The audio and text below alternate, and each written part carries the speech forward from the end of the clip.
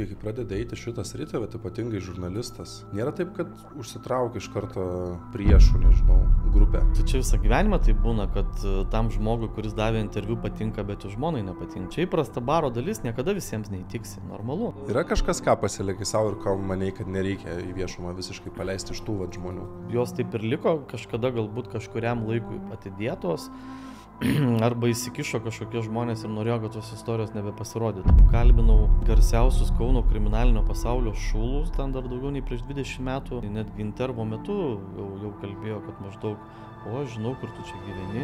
Kurio laikotarpio tas nusikalstamas pasaulis Lietuvoje buvo pačiam aukščiausiam taške savo? Sakyčiau, buvo nuo kokių 90 iki 95 metų. Per mažai buvo policijos tuo momentu? Valstybė tik tai buvo susiformavus. Tai po 90 metų mes pradėjom naują laikotarpį Lietuvoje, ir net gimimas prasidėjo. Visurgi buvo betvarkė didžiulė. Politikoje betvarkė buvo, finansuose, ekonomikoje, socialiniam gyvenime ir automatiškai teisėsaugai. Tuo momentu kažkaip man verslas ir netrodo net nelabai galėjo normaliai veikti be to kriminalinio pasaulio, nes tave kitaip galėjo suvalgyti. Tu turėjai turėti tą vadinamą stogą. Tos grupuotės ir jos buvo tokios aštrios, nes jos turėjo ginklus. Koks paveikslas turėtų būti mafijos lyderių? Būdavo brutaliausias ir drąsiausias. Aš tai visiškai matau, čia realiai buvo tuometinis verslas. Ir jie taikydavosi tame tarpe ir verslininkus. Praeities verslininkai, jie pasako, kaip ten pas juos automobiliai irgi būdavo. Winchesteriai gulėdavo, kad sako, jeigu ką, esu pasiruošęs. Jeigu mafija yra galinga ir jos atstovai yra tokie galingi, tai jie tada gali nupirkti absoliučiai visus. Jie gali turėti savo bankininkus, verslininkus, kuriem padeda legalizuoti jų juodai uždirbtus pinigus. Jie tada gali nupirkti ir valdžios atstovus. Jeigu yra sveiko proto, jie anksčiau ir vėliau pagalvoja, kad reikia legalizuotis ir trauktis iš viso to.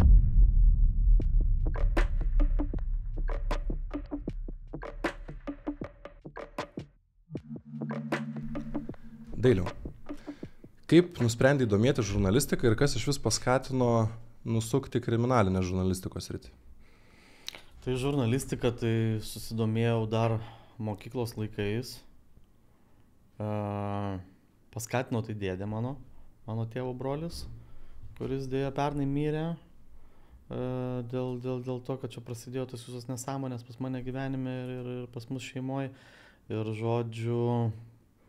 Ir, toks, ką žinau, tiesiog suko mane į tą pusę, pavadinkim, nuo pat vaikystės, nes, man vis laik buvo įdomu ten filmai, muzika, taip toliau, aš buvau meniškos krypties žmogus ir automatiškai mane turbūt pamatęs, kad turiu tam tikrą kažkokį polinkį į, nežinau, kažkokius menus, pavadinkim, rašymas, tai yra vis tiek meninė pakryptis ir, žodžiu, mane labiau pasuko į tą pusę, nors mano tėvas irgi buvo savotiškai menininkas, fotografas buvo. Ir vienas pirmųjų spalvotos fotografijos buvo pradininkų Lietuvoje. Tai, žodžiu, turėjau keletą krypčių, bet kažkaip man tuo metu fotografija buvo neįdomi. Dabar man labai įdomi fotografija, jau nežinau, kokius pastarosius 10-15 metų, bet tuo metu man buvo neįdomi. Vaikui visą laik sunku, kaip sakoma, pasirinkti iš pat pradžių ir to labiau, kai jis labai skatina tave rinktis kažką, tai tu ir tada nepasirinki, tai tada tu turi pats kažkaip pasirinkti. Tai realiai mane dėdė ir nukreipė į tą žurnalistiką. O aišku, nukreipti negali, žinai, per prievartą. Tu turi pats kažkokį turėti potraukį ir visą kitą. Ir šiaip aš manau, apskritai, žurnalistika yra toksai reikalas kaip ir dainavimas, kaip ir šokis, kaip ir dailė, kaip ir dar kažkokie menai, tai tu turi turėti kažkokį vidinį talentą. Jeigu tu jo neturi, tu jo gyvenime neišmoksi. Ir tegul čia dabar pyksta, nepyksta tie visi vadinamieji didieji žurnalistai, komentatoriai, blogeriai, žurnalistinių tyrimų autoriai, daugelis šaudo visiškai pro šalį. Jie tik bando imituoti, kad jie yra kieti, bet jie šaudo labai ne į tą pusę. Ta prasme, nenoriu sumenkinti ir nenoriu konkrečiai pavardėm minėti, bet daugelis tai daro, kad kažko šlovės gautų, matomumo. PR'as. Jo, PR, ten dar kažko, tai, žinai, galų gale ten pinigų lengvų irgi, neslėpkim, nes, iš podcastų kai kurie tikrai uždirba labai nemažus pinigus. Ir rimtus pinigus, negu ten sėdint kažkokioje kontoroje, ofise, versle ir taip toliau ir panašiai. O aš daugelį metų dirbau tikrai ne dėl pinigų. Man pinigai nebuvo pagrindinis variklis. Aš dirbau dėl to, kad man buvo įdomu dėl to, kad žurnalistika yra galimybė bendrauti su pačiais įvairiausiais žmonėmis. Pačiais įvairiausiais žmonėmis. O kai aš pradėjau jaunystį dar mokyklos laikraštį, o paskui labai greitai perėjau į rimtą spaudą, ten laikinojo sostinėje, Lietuvos ryte pradėjau rašyti ir mane iškart įmetė į super profesionalų lygą. Tai reiškia, kad aš ne universitete išmokau viso to amato. Aš žurnalistikos nebaigęs, aš baigęs socialinius mokslus, vadovau Vytauto Didžiojo universitete. Ir žodžiu, ir tu supranti, kad tu išmokai iš pačių geriausių visą tai, arba tave mokė, žinai, ugdė. Nu, ten kokius 5 metus mane ten skaldė normaliai, žinai. Nes, nu, aš toks vis tiek buvau įmestas į tą bangą, žinai, su profesionalais, tarkim, dirbti. Tai tu negali, žinai, pastoviai būti apačioje, tu turi stengtis visą laiką važiuoti į priekį. Tai aš labai stengiausi, labai man buvo įdomu.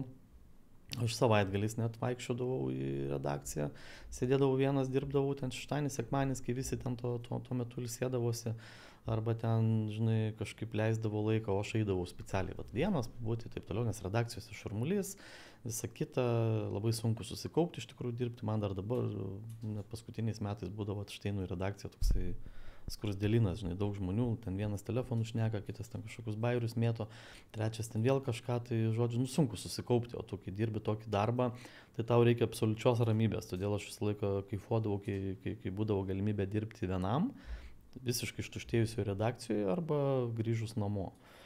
Ir, žinai, kriminalinė žurnalistika neprasidėjo nuo pat pradžio, aš pradėjau nuo pramoginės žiniasklaidos, tai yra, ten kalbinau visus atlikėjus žinomiausius, ten ir Mamontovus, ir tą patį Marijoną Mikutavičių, ir ten daugybę elektroninės muzikos veikėjų, aš didžėjų kultūrą labai propagavau tuo metu, nes Kaune jinai buvo labai klubinės muzikos, elektroninės muzikos ir didžėjų kultūra tuo metu Kaune labai augo, jinai turėjo labai didžiulį potencialą ir mes, tarkim, turbūt Europoje, nežinau, vieni sėkmingesnių tokių buvom turbūt židinių tos kultūros. Tai man buvo ta įdomi terpė, nu aš nenorėjau niekada gyvenime eiti labai lengvų kelių, ten tarkim kalbint kažkokius popsų atlikėjus ir kurie visą tai daro, aš norėjau šiek tiek kitom formom, šiek tiek kitas temas paimti ir jas padaryti matomas, populiarias, arba kad tie žmonės išpopuliarėtų, kurie yra talentingi, mažai matomi ir man būdavo negaila, kad jie pasirodytų eteryje. Spaudoje tuometinėje internetas dar nelabai buvo, nes internetas tik po 2000-ųjų ten pradėjo labiau plėstis, tarkim, kaip jau aš jau mokyklą buvau baigęs keletą metų ir tada tik internetas pradėjo sproginėti. Tai vat galite įsivaizduoti, kad visa ta veikla prasidėjo dar, sakykime, tais dinozaurų laikais ten 90-ųjų pabaigoje. Aš mokyklą baigiau 97 metais, o rimtai spaudoj pradėjau dirbti 98 metais. Nu, tai tarkim... Tai bet buvo... kaip pasisuko viskas į tą, dėl ko vat būtent pasisuko į šitą pusę? Tai aš jau kaip ir minėjau, ne vienam interviu, tai tiesiog atėjo toksai laikotarpis, kai tu ten 5 metus kalbini ten tos visus muzikantus, renginių organizatorius, ten tos didžėjus, kitus atlikėjus ir tau, nu tiesiog tu pavargsti, žinai, automatiškai. Nors ir jaunas žmogus esi, bet tu pavargsti, tu nori kažkokios naujos temos ir rimtesnės temos, nes tuomet, dabar nežinau, bet tuometiniai žurnalistų bendruomeniai skaitėsi nerimta, jeigu tu rašai apie pramogas. Dabar pramogos labai dominuoja, jo, ir tu turėjai tiesiog pasirinkti arba rašyti apie politiką, arba apie ekonomiką, arba apie teisę. Tai aš pasirinkau teisę, nes man buvo teisėtvarkos temos, kitaip tariant, nes man buvo įdomu, kad kiekvieną dieną vis laik dinamiškas vyksta pasaulis. Tai ten kažkokio įvykiai, ten dar kažkas, tuo metu gyvenau Kaune, tai tų kriminalinių įvykių įvairiausių ten situacijų buvo pilna. Ir aš žinau, kad visą laiką bus veiksmo, visą laiką bus istorijų, visą laiką bus pasakojimų. Ir man tas pasirodė įdomu, nors aš turbūt neįvertinau, kad labai daug įvairiausio streso ir daug labai to neigiamo dalyko yra. Bet aš tuo metu jaunas buvau, man buvo įdomu padaryti, realizuoti save toje temoje ir aš tiesiog apie tai nesusimaščiau, nes galvoju, ko čia bijot, žinai, gal padirbsiu irgi, paskui vėl kažkaip pereisiu į kitą temą. Ir taip kažkaip įsivažiavau, nežinau, viskas labai sekėsi, nes labai nuoširdžiai viską pradėjau daryti. Ten mano pirmieji straipsniai Lietuvos ryte pasirodė iš viso su slapyvardžiu, aš ten net savęs neviešinau, bet jie sulaukė didžiulio atgarsio, jie buvo labai dideli. ir ten, tarkim, kalbinau vieną narkotikų prekeivį, paskui automobilių vagį ir, žodžiu, anonimiškai, ten, aišku, jo vardas buvo pakeistas, bet apie tą visą schemą, žodžiu, to tamsaus pasaulio jie man dėstė. Ir kažkaip tai žiūriu, kad visai važiuoja, netgi pasislėpus tos temos, tos istorijos, žmonėm jos yra įdomios. Ir nepaisant interneto amžiaus spaudoje, kuri tuo metu buvo, sakykime, lokali, bet kam reikėjo, tas irgi žinojo, perskaitė ir girdėdavo ir paskui netgi pradėdavo domėtis autorium tų istorijų, tai visai kažkaip viskas man ten pradėjo, nežinau. Ir savotiškas azartas gal paima šitą temą. Jo, gal ir azartas, nežinau, kodėl man sekėsi nuo pat pradžių su žmonėm labai rasti bendrą kalbą, labai normaliai sekėsi bendrą kalbą rasti. Nes jie turbūt jautė, kad aš nesu tas toksai svolačius, kuris, žinai, gali išklausinėti visko ir staigiai parašyti. O tokių žurnalistų labai daug tiek tais laikais būdavo, tiek dabar, kurie, tarkim, išklauso ir tada paleidžia. Nors žmogus prašė, sako, kalbam taip toliau, bet jeigu gali, to neminėk. Tai aš visą laiką kažkaip tokį jausdavau pagarbą pašnekovui, tikrai niekada jo neparduodavau, sakykime. Tarkim, jeigu jis tenai pasako, jeigu tu gali to neminėti, ir aš neminiu. Nes man būdavo brangu laikyti žmogų šalia, kad jisai kitą kartą man kažkokios informacijos suteiktų, su manim galų gale bendrautų, man atsivertų ir aš nenorėjau, kad ten prasidėtų kalbos, plistų kažkokie gandai, kad ten tipo, jisai nepatikimas, žinai, visą kitą. Nes jeigu žurnalistas nepatikimas, tai viskas, tu tiesiog gyveni šią akimirką. O reikia gyventi priekį, jeigu tu nori rimtesnių temų ir ten daugiau pašnekovų istorijų išlukštent, gauti, ištransliuoti po to. Tai vat ir kažkaip aš visą laiką gerbiau tos savo pašnekovus ir jų neparduodavau. Tikrai neparduodavau. Ir tiek tos pašnekovus iš tamsesnės pusės, tarkim, vadinamus ten tos banditinės aplinkos žmonės, nusikalstamo pasaulio žmonės, tiek pačius pareigūnus. Visą laiką tikrai gerbiau ir gali visi pasakyti, kad aš faktiškai nei vieno nesu pardavęs. Galbūt nepatiko kažkas galutiniam formate, nes, žinai, yra vienas, kaip pasakoja žmogus ir kaip jam atrodo, kad turėtų atrodyti galutiniam formate ir kaip tu pateiki.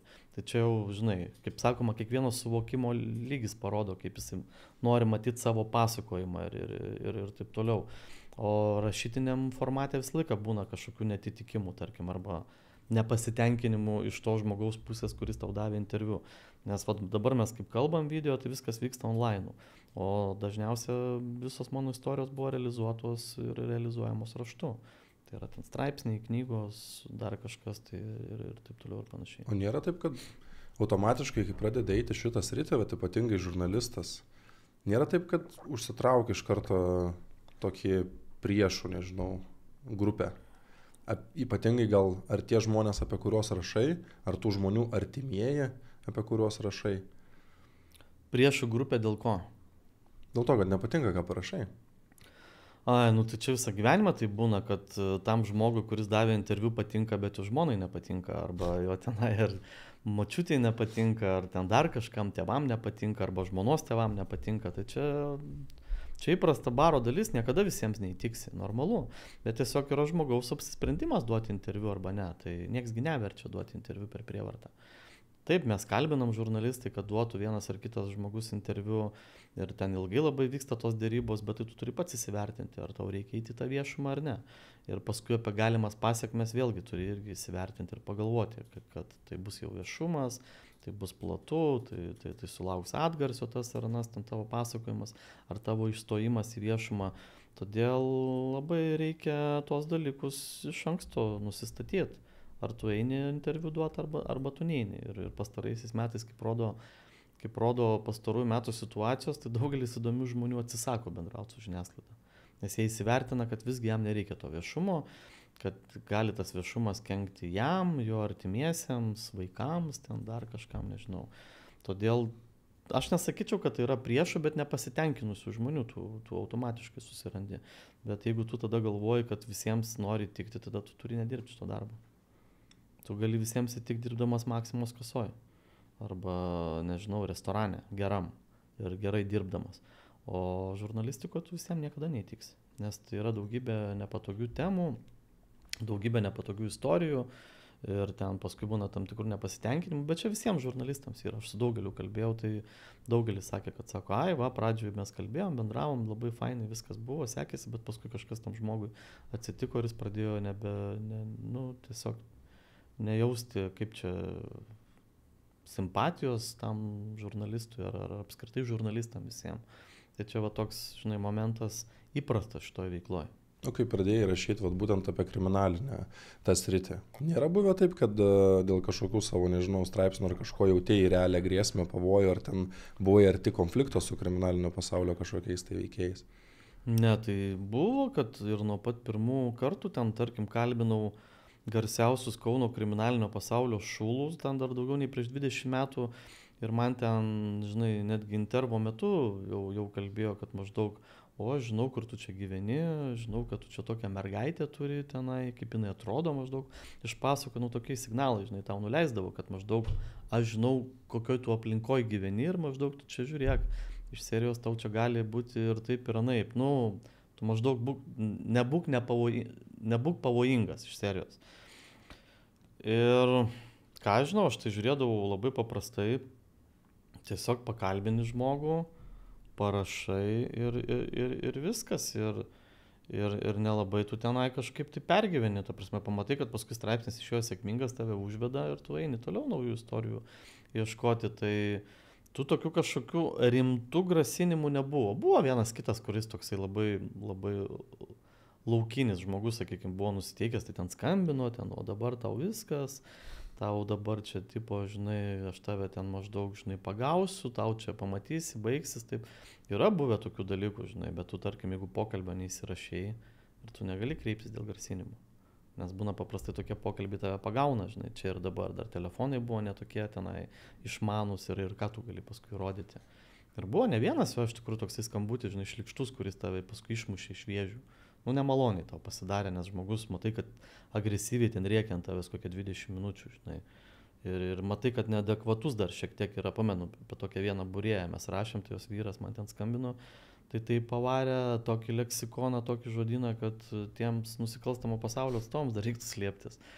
Jo, ir jie ten tokie sukčiai buvo, aferistai, ten ta moteris, man rodos, buvo netgi ištraukus, išviliojus pinigų labai daug, iš įvairiausių patiklių gerų ir problemų turėjusių žmonių, ir man rodos netgi jinai sėdo už grotų, kažkas ten tokia istorija buvo, aš tikslių detalių tikrai neprisiminsiu, tai buvo senokai labai, bet tas pokalbis su tuo vyru man įstrigęs yra, toks tai vienas iš tokių, žinai, kur nustebinęs labai buvo ir nemaloniai, palikęs tokį įspūdį. Ir po tokių dalykų aš įsivaizduoju, kad kai kurie galėtų tiesiog sustoti rašyti, ta prasme, nuspręsti nebedaryti daugiau šitos veiklos ir išsigandi. Tu žinai, išsigąsti negali, nes arba tu nori dirbti tą darbą, arba tada tu turi atsisakyti to darbo. Tai tas ir yra, kad šiaip labai paskutinius kokius 10-15 metų ta žurnalistų kaita labai buvo didžiulė. Tarkim, ir pamatė didžioji žurnalistų dalis, kad grasina teismais, grasina ten kažkokiais įspėjimais, ten kreipiasi redakcija, skundžia vadovam, žinai, tai ne visi tą atlaiko, žinai, čia gali rašyti ne vien kriminaliniam temom, ten apie tave gali skųsti tavo valdžiai. Jeigu tu turi redaktorių virš savęs ir tarkim, ir politikai, kurie mėgsta ten labai žurnalistus žeminti, puola, ir tie patys verslininkai, kurie jaučiasi įtakingi, galingi, turtingi, jie irgi ten paskui aiškina, o čia tavo maždaug darbuotojas, redaktoriui čia maždaug grybą užpjovė, ne taip parašė, kaip aš sakiau, žinai, kaltina iš karto žurnalistą. Kiti ten iš karto puola, o jis reikalavo pinigų ir kaip tu gali gintis. Jo, jis reikalavo pinigų, pasako. Ir čia buvo labai daug metų ta tokia tendencija buvo mėtoma, bet čia anksčiau labai būdavo populiaru taip kalbėti iš pašnekovų tų žurnalistinių objektų pusės kažkokius 20-15 metų. Dabar visi atsargus bijo, nes žino, kad jeigu žurnalistas atėjo su vienu diktofonu, tai nereiškia, kad antras neįjungtas ir tašiai guli, arba čia padėtas kažkur tai. Ir ką tu galit paskui taip šnekėti, žinai. Aš pats esu taip įėjęs, ne vieną susitikimą. Okay. Jeigu, žinai, nepatikimas žmogus arba jauti kažkokias neaiškias indikacijas, taigi visko gali būti. Jo. O yra buvę, kurie sureagavo teigiamai. Ta prasme, kur aprašai to žmonės ir jie ten labai patenkinti iš to buvo, nežinau, pasididžiavimas, ego, dar kažkas gali žaisti. Taip, yra tikrai nemažai žmonių ir viena moteris labai kovojo dėl savo tėvų prarasto būto, mes darėm net video, ten jinai papuolė labai tokias įdomias pinklės, ten tokių irgi aferistų sukčių, ten susijusių su tokiais, tokia buvo grupuotė, kuri periminėjo žodžių iš senyvo amžiaus žmonių, jų būtus, žemės, sklypus, čia Vilniečių tokia gauja. Aš dariau net video, ta moteris menininkė tokia buvo, visa kita, nesusigaudo, kas yra teisė ir taip toliau, bet realiai mūsų epizodo ir straipsnių dėka jai viskas susitvarkė. Ir prokuroras pradėjo žiūrėti jos temą visai kitaip, po to, kaip mes įsiterpėme tą istoriją. Ir tikrai nebuvo jokių nei dovanų, nei nieko, mes nuoširdžiai jai padėjom su viešumu ir jai įsisprendė viskas. Ir jinai labai laiminga buvo ir taip toliau, ir man žiauriai gera buvo nuo to. Jinai tikrai labai dėkojo, taip toliau, aš kiek žinau, dabar jinai tą butą liktais toliau turi, gal ir pardavė, gal net išvyko gyventi už miesto kažkur, tai įsigijo kažkokį savo svajonių namuką ir tikrai labai gera būna po to. Ir kitiems žmonėms esu tikrai padėjęs, net nebūtinai su straipsniais, su tarkim viešumais, pas mane ateina ir sako, va, mes norim pasakoti savo istoriją žiniasklaidai, ir dabar neseniai buvo iš tikrųjų. Bet sako, nu mes matom neteisybę, taip toliau ten mūsų negirdi, ten vieną pusę, kitą pusę, netgi teisėsaugos pusę. Bet aš sakau, palaukit, gal sakau, viskas spręskit teisiniais keliais, kam tas viešumas? Vat eikitės pas advokatą, o ten tokie žmonės porelė buvo atvažiavus irgi praradę automobilius, aš juos suvedžiau su vienu teisininku pažįstamu iš Kauno. Ir dabar va, pas juos viskas užsisuko labai, labai gerą pusę. Ir nebūtinai, kaip sakoma, aš per savo gyvenimą esu labai daug žmonių atvedęs ir į policiją, kurie prisidavė ir papasakojo apie tamsius dalykus. Ir žmonės, kurie turėjo didžiulės problemas, kreipėsi per mane į advokatus, į kažkokius teisininkus ir jiems po to viskas įsisprendė. Ir tai nereiškia, kad pasirodė straipsnį iš viso to. Aš tiesiog sakau, nu kam tas viešumas, jūs spręskit geriau teisiškai, spręskit tą problemą, nes kartais su viešumu tu gali ir užsidaryti visas duris, jeigu labai yra kebli problema. Kartais tau netgi specialiai duoda dar labiau smarkiau ten atbulinį tokį aštrų, ar ne, tie kažkokie nepasitenkinę žmonės ar kažkokios ten, tarkim, instancijos. Ir todėl kartais geriau viską teisiniais keliais spręsti, kartais, bet ne visada, kartais ir labai viešumas padeda. Bet esi nemažai aprašęs ir pačio kriminalinio pasaulio atstovų. Kaip jie reaguoja? Tai yra teigiamų kažkokių, kur sako, va, viską, kaip sakiau, parašy. Taip, aišku, kad yra, tarkim, ne vienas yra grupuočių narys, kur pasakė, kad aš pakankamai objektyviai viską esu parašęs, negu taip, kaip parašė ankstesni žmonės. Nes aš išklausiau jį pilnai, tarkim, per 7 susitikimus tu išklausai žmogų, pilnai jo gyvenimo istoriją. Čia jau nestraipsnių rašant, nes straipsnių 7 susitikimai tai yra didžiulė prabanga, čia jau knygai buvo rašoma. Ir tarkim, vienos tokios knygos personažas, jisai pasakė, kad aš objektyviausiai pateikiu jo gyvenimo istoriją. Nes, nu, aš jo nedariau nei monstrų, bet nedariau nei pūkuotų ir ten švelnių. Dariau, ta prasme, taip kaip yra. Žmogum. Jo, žmogum, nes iš tikrųjų, nu, žmogus suklydo, visa kita, jis netgi, sakyčiau, nėra labai skirtas kriminaliniam gangsterių pasauliui, daugiau toks yra ale pseudo verslininkas, makleris, spekuliantas ir labiau tiktų šitoj sferai būti. Bet žmogus pasirinko kiek kitokį kelią, nu ir dabar turi jau eilę metų sėdi kalėjime, kas yra liūdniausia. O yra istorijų, pavyzdžiui, vis tiek tie susitikimai trunka ir būna, kurių manai, kad apskritai niekada negalės papasakoti? Yra kažkas, ką pasilieki savo ir ką manai, kad nereikia į viešumą visiškai paleisti iš tų žmonių?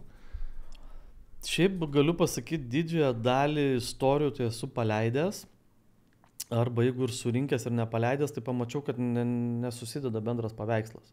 Tai žodžiu, jos taip ir liko, kažkada galbūt kažkuriam laikui atidėtos, arba įsikišo kažkokie žmonės ir norėjo, kad tos istorijos nebepasirodytų ir pradėjo man kišti pagalius į ratus ir aš tada pamačiau, kad galbūt reikia traukti atbulinį arba bėgį spausti ant stopo. Jo, ir tokių istorijų tikrai buvo daug, bet šiaip didžioji dalis tai tų istorijų pasirodė. Jos iš tikrųjų pasirodė viešai, visa kita. Ir jos nepaneigtos, jos nebuvo mes apskūsti, kad ten šmeižtas, kažkokios išgalvotos istorijos, nes labai populiaru yra žurnalistų skūsti, jisai ten nusišneka, melagingus, iškraipytus faktus pateikia, taip dėja nėra teisybė ir ten, žinai, dažniausiai pradeda skūsti redakcijai, paskui po redakcijos žurnalistų etikos komisija, o paskui žiūrėk jau ir tau iškeliama civilinė arba baudžiamoji byla. Už šmeižtą, už faktų netitikimą, taip toliau. Aš tokių bylų turėjau ne vieną, turėjau gal buvo laikotarpis ten, nežinau, gal prieš 10 metų, kai turėjau gal netgi 10 ar 15 tokių bylų. Bet jos visos pravažiavo man sėkmingai. Aš visas, ta prasme, jas laimėjau. Arba tie žmonės atsiėmė tos ieškinius galiausiai, arba pamatė, kad jie tikrai nieko nepeš, bet jie tiesiog mane norėjo sustabdyti, žinai, vat, tipo, tu čia nerašyk, visa kita, nes, labai nepatogios buvo, jiems nepatogios buvo temos ir istorijos ištrauktos į dienos šviesą. O kiti ten netgi po to pamatė, kad jie gavo dar dvigubai daugiau to nereikalingo jiems viešumo, nes ir buvo teismų salėse jie tenai išviešinti ir taip toliau ir panašiai. Bet aišku, nemalonu, žinai, kai tu turi laiko skirti teismam, teisiniam dalykam, nes žurnalistas nėra visiškai teisininkas, nebent teisę tu esi baigęs, tai tada tu turi labai gerai suprasti tos dalykus. O advokatui turi vis tiek visą visumą duoti, visą tai, ką tu esi surinkęs, kokia yra problemos situacija. Žmonės kartais galvoja, kad žurnalistai ne iki galo pasako dalykus netgi. Ne tik, kad juos iškraipo, bet kažką ir nutyli. Aišku, būna tokių atvejų, bet aš negaliu kalbėti už kolegas. Mano atveju tai aš dažniausiai viską pasakiau ir net per daug. Ir todėl kitiems būna dažnai nebepatinku arba ten sako, blembais čia pernelik aštriai parašė. Supratom, kaip tu čia atėjai į šitą visą dalyką, bet man dabar įdomu pati ta kriminalinio pasaulio istorija Lietuvos. Kurio laikotarpiu tas nusikalstamas pasaulis Lietuvoje buvo pačiam aukščiausiam taške savo? Aukščiausiam taške tai turbūt, sakyčiau, buvo nuo kokių 90 iki 95 metų. 97 galbūt kažkas va tokio, kai ten buvo tikrai labai chaosas didžiulis. Kai ten būdavo, tarkim, jeigu tu ale gangsteris, tai ten maždaug tu kietas esi. Dabar tai, nežinau, kas dabar kietas, kai skaitosi tas, gal kuris tenai daug followerių turi, YouTube gal verslas. Arba verslas, taip, bet čia irgi savotiškas yra verslas, jeigu tau gerai sekasi pasų podcastais ar ne, tai irgi savotiškas verslas. Rolandas Mackevičius geras verslininkas yra viešumoje ar ne, taip toliau, jokių kriminalų nedaro, bet labai šauniai viską veda ir viskas jam važiuoja labai gerai. Ten, nežinau, dar keletas kitų žmonių, kurie tikrai labai sėkmingai viską daro. Tai vat, o tais laikais buvo, kaip aš augau, tarkim, Kaune, aš mokiausi dar mokykloje, tai aš mačiau, kad tai buvo labai kieta būti žuliku, tarkim, gangsteriu, atimti iš kitų žmonių, juos ten skausminti, ten, nežinau, merginas žaginti ir išlikti nebaudžiamam. Tuo metu buvo kieta tokiam būti. Kaune va tokie žmonės buvo didžioji dalis. Tuose rajonuose, kuriuose aš augau, mačiau, kaip ten viskas buvo. Arba netgi didžioji rajonų daly tai buvo iš tikrųjų. Ten Vilijampolė, iš kurios kilę visi garsiausi Kauno kriminalinio pasaulio autoritetai, pavadinkime. Tai, buvo juodas laikotarpis iš tikrųjų ir kiek pasišneki paskui praėjus daugelį metų su tais kriminalinio pasaulio veikėjais, tai ir mes netgi bandėm tapti verslininkais, bet buvo tiesiog laikotarpis. Arba mus kažkas paims, arba mes turim juos paimti ir reikėjo išgyventi tokiu būdu. Tai daugelis jų pasirinko tą antrą kelią, kad jie tiesiog davė puolimą tiem, kurie bandė juos pulti. Ir lygiai taip pat išvažiavo ir agurkinių vadėjivos, ir daktarų veikėjai, ir visa kita, kurie tiesiog, juos kažkas bandė, pavadinkim, smaugt pult, ir jie tada davė atbulinį tą tokį žiaurų, žinai. Ir jie tapo paskui grupuočių šulais. Okay. Laikotarpis buvo tikrai sudėtingas, aštrus, ir todėl suprantu, kad dabartinių jaunimui tai yra netgi savotiškai atrodo, kad čia kaip, nežinau, antro pasaulinio karo laikais buvo tokie dalykai. Bet tokia buvo realybė. Man vos keli metai buvo, tai aš nemačiau, bet man visi kažkaip, kur tik skaitai straipsnius ar kažką matai, tai 90-ieji vadinami tokiais laukiniais visiškai.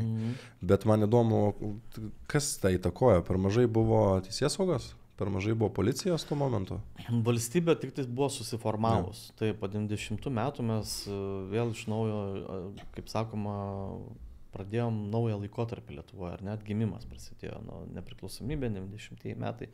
O kad viskas po tos rusiškos santvarkos normaliai susidėliotų, taigi reikia čia labai nemažai laiko.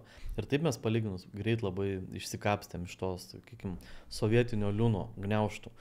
O po to sovietinio liūno tai reikėjo, visurgi buvo betvarkė didžiulė. Ir politikoje betvarkė buvo, finansuose, ekonomikoje, socialiniam gyvenime ir automatiškai teisėsaugoje. Netgi patys ir pareigūnai tuo metu nežinojo, kaip bendrauti ir kaip kovoti su ta, tarkim, nusikalstamumo mašina, nes matė, kad tai yra, nu, tu prasme, beprotiški dalykai dedasi. Nes kaip ir kalbu su kitais žmonėmis, kurie kuo puikiausiai prisimenu tos laikus, tai sako, į grupuotės ėjo netgi buvę profesoriai, visokie ten mokytojai, ten, nežinau, meistrai automobilių, ten, nežinau, baldininkai. Jau nekalbu, kad sportininkai didžioji dalis ėjo, nes norėjo pinigų čia ir dabar, nes jie skurde visi gyveno. Ir visa tai buvo dėl to, kad visi skurde buvo. Ne dėl to, kad jie norėjo būti kieti ir tapti grupuočių pilnaverčiais asmenimis atstovais, bet jie norėjo pinigų. Jie tiesiog norėjo savo gyvenimą pasistatyti lengvai, sėkmingai, turtingai, prabangiai, nes jie prieš tai matė tik tai tą sotų gyvenimą video filmuose, ten tarkim išvaizdavęs tų kasetų filmuose, kur Hollywoodo ten žvaigždės rodo, kokiose vilose gyvena, kaip jie ten važinėja su prabangiom vakarietiškom mašinom ir taip toliau ir panašiai. O pas musgi buvo visiškai ten, nežinau, žiguliukai važinėjo. Nebuvo jokių vakarietiškų mašinų ten, nežinau, iki kelintų čia metų.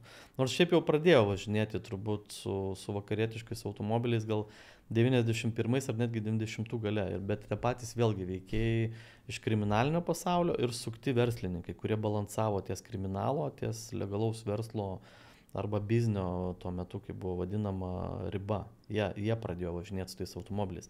Nes labai pasisekė visiems, žinai, ten tada tų pinigų buvo daug ir tau labai sekėsi tos pinigus visus nugriebti. Tuo momentu kažkaip man verslas ir atrodo net nelabai galėjo normaliai veikti be to kriminalinio pasaulio, nes tave kitaip galėjo suvalgyti tiesiog. Taip, tu turėjai turėti tą vadinamą stogą.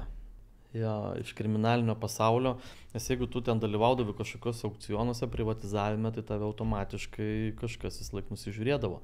Ir labai turtingų būti tai buvo labai pavojinga tais laikais. Mano tėvas irgi tuo metu užsiminėjo vestuvių filmavimų su videokamera ir paskui tenais, žodžiu, sumontuodavo ar ten kažkaip suklijuodavo tą juokingai, tą, tarkim, filmuką ar ne, ten, tarkim, be tarpų, kad būtų, bet, nu, ten toks mėgėjiškas montavimas būdavo.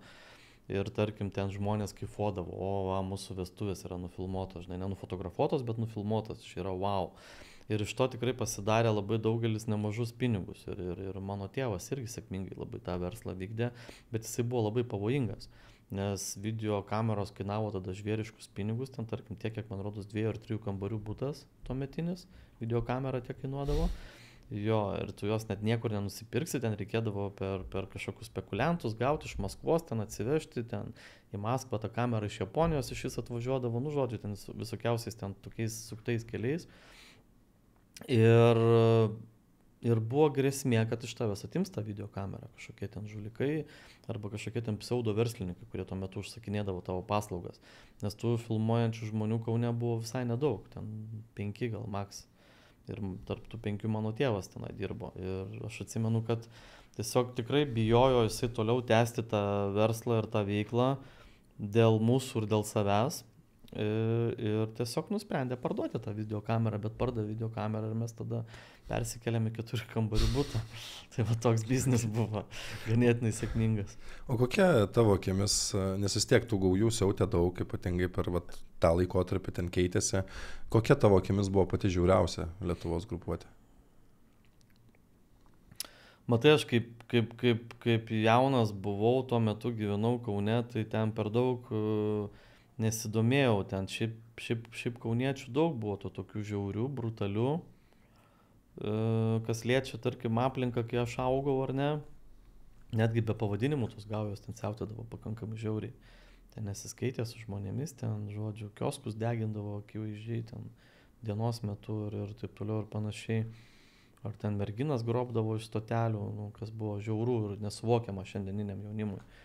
Bet taip, jeigu pasižiūrėjus dabar, istoriškai, jau praėjus daugelį metų, kai aš daugelį tų temų narpliojau, ten jas surašiau knygose, straipsniuose, tai manau, kad kauniečiai buvo ne tokie ir žiaurūs. Buvo žymiai žiauresni ten, tarkim, Panevėžio tulpiniai, Klaipėdos gaidjurginiai, gaidjurgio grupuotė. ir ten netgi mažesnių miestelių grupuotės, ten tie patys šiauliečiai, Kelmės atstovai, nes važinėjom nemažai per miestelius dabar su savo video istorijų kūrimu, tai iš tikrųjų net nustebau, kad mažesnių miestelių gaujos buvo labai žiaurios. Ten netgi tų pačių Prienų, ten Alytaus, nusikalstamo pasaulio atstovai, jie tokie buvo be stabdžių visiškai, ten su granatom varė, ten ginklais, apsiginklavę buvo, kaip nežinau, dabar kariaujantis Ukrainoje turbūt. Taip, ir man net keista, kad vat, ten tų pačių Telšių, ten Marijampolės grupuotės buvo labai labai tokie aštrus buvo žmonės. Ir tokie varė be stabdžių, nes tuo metu, matai, vėlgi keitėsi santvarka, tarybinė armija išeidinėjo iš Lietuvos ir tų ginklų labai daug liko, kurie buvo čia Lietuvoje įvairiausiose sovietinėse karinėse bazėse ir tie ginklai paskui už ten, nežinau, už degtinės butelius jie iškeliavo pas grupuočių narius arba ten įvairiausius maklerius. Ir todėl tos grupuotės buvo jos labai apsirūpinusios ginklais, apsiginklavusios buvo labai rimtai. Aš manau, tų ginklų dar dabar yra kažkur paslėpta, jeigu taip gerai paieškotum arba ten geras paieškas užsimtum. Arba kažkas ten paskui jau pridavė tos ginklus, kai ten būdavo tie kvietimai, šaukimai, kad turėti duoti, jeigu tavo ten namuose kažkokie neaiškus ginklai. Sunku pasakyti. Tai žodžiu, dėl to vat, tos grupuotės ir jos buvo tokios aštrios, nes jos turėjo ginklus. Šiandien dienai ginklą tai nėra lengva įsigyti labai. Ten kažkokį perdarytą, legalų, bet ir šiaip ką. Ne už degtinės butelį. Turbūt. Ne, nu tai per internetą gali nusigyti, ten dark web'e visko yra, iš tikrųjų. Jo. Tai aš manau, per internetą gali įsigyti, arba ten, nežinau, per kažkokius entuziastus ginklų yra, tų tokių išpratėjusių žmonių, kurie patys domisi ginklais ir padeda kitiems įsigyti tos ginklus, bet tuo metu tai, kiek žinau, visi ten įsigydavo beveik už degtinės butelį arba už degtinės dėžę ten ir tų visokiausių granatsvaidžių netgi, ne vien tik šautuvų ar pistoletų. Bet žmogžudystės būdavo už kažką ar būdavo ir tokių visiškai už nieką? Tiesiog, nes tie žmonės buvo tokie su savo kryvų požiūriu.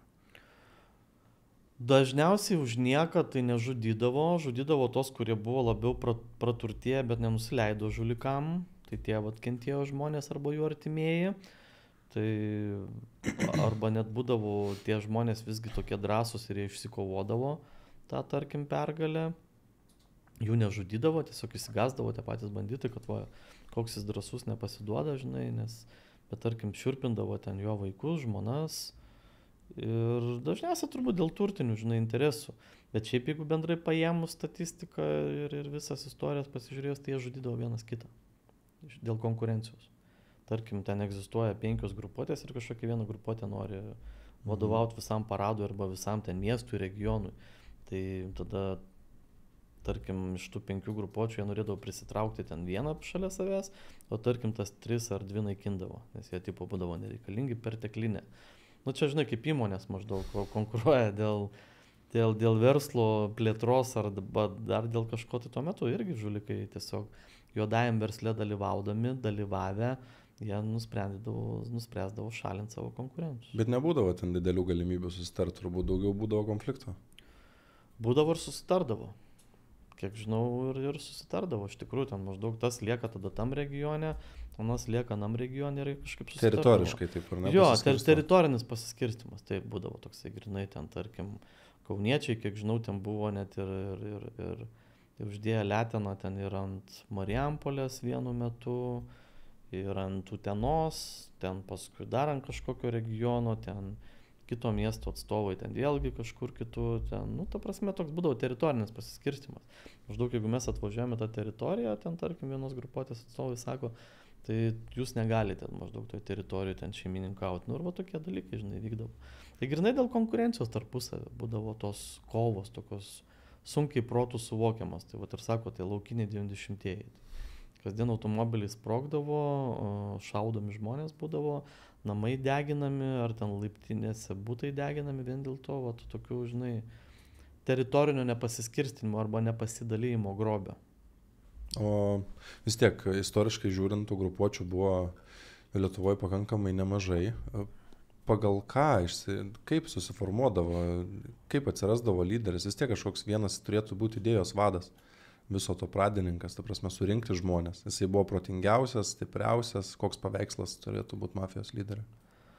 gal ne tiek protingiausias, kiek būdavo brutaliausias ir drąsiausias. Tai va dėl to va, būdavo jisai tas turėdavo lyderio pozicijas. Na, gal ten, kaip pavyzdys, praeitie bebaimis turėjo būti, arba ten, nežinau, praeitie kažkur tarnavęs, kokiuose tenai kariniuose daliniuose rimtuose.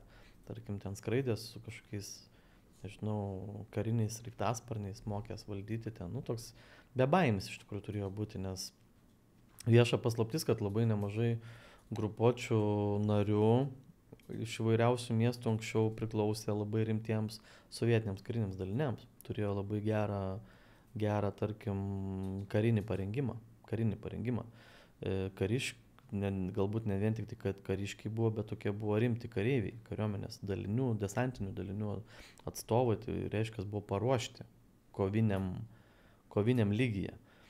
Ir tiek Panevėžio grupuotėse buvo tokių žmonių, kai kurie ir Kauno grupuotėse buvo, ir Klaipėdos, nu, faktiškai kiekviename mieste. Ir jie tokie, žinai, buvo bebaimiai, kadangi karo laukia nebijojo elgtis ten drąsiai, kurie galbūt net Afganistano kare buvo tarnavę tame tarybinėme laikotarpyje.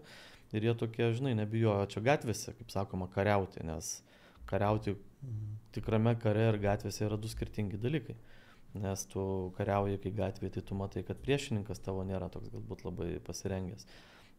Todėl ir yra ta tokia legenda labai plačiai paplitusi, kad galbūt tie tarkim vaikinai, kurie baigė tarybinę armiją, jie buvo specialiai kažkieno kurstomi daryti betvarkę Lietuvoje. Tai galėjo būti už viso to slypėti ir, nu, tarkim, specialiosios pajėgos, tai yra struktūros, kurios galėjo kiršinti netgi grupuotės arba ten, tarkim, leisti jom bujoti, kad darytų tam tikrą chaosą valstybėje.